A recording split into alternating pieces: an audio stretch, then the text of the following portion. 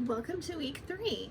So this week we really start making the connection between the data that informs web writing and web writing. So let's start off with one reminder. Web writing is not just the alphabetic text that is associated with the post. Web writing is the entire post situated within the context or the social media space, and then how it operates within the discourse community for the specific audience that it's intended for. We're using the entire web writing rhetorical situation from the textbook to understand what web writing is. It's never just alphabetic text. Communication and writing has not been just alphabetic text ever. It's always been a multitude of things. So, key number 1.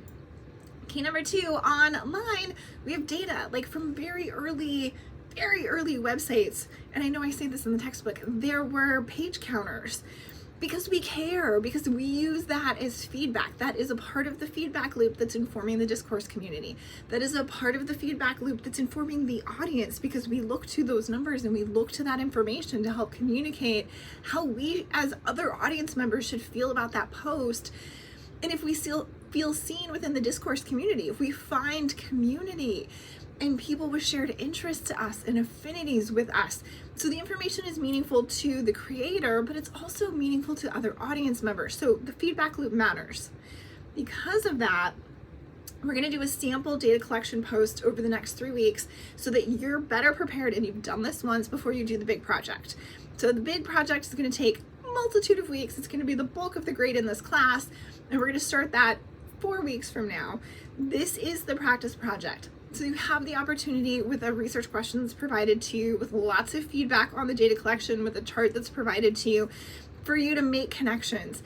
I have extra stuff on how to do analysis. I have extra pages on how to do analysis, how to create the graphs to make this more meaningful, and how to use the posts as a part of your analysis. Read those. They will be incredibly helpful to you as you put together this project. But for this, week 3, so I'm talking ahead, it's all about looking at the research question that I provided and coming up with a hypothesis. Your hypothesis does not need to be right.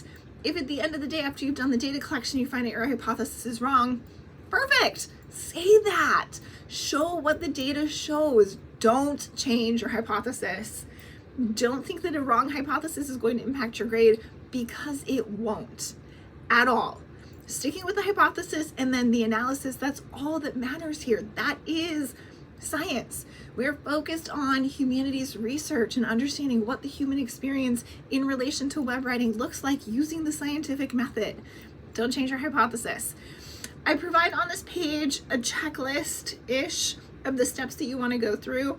Make this your own. I'm providing this to you just to help so that you think through when should some of the Tumblr posts come in, so that you spread them out over multiple days.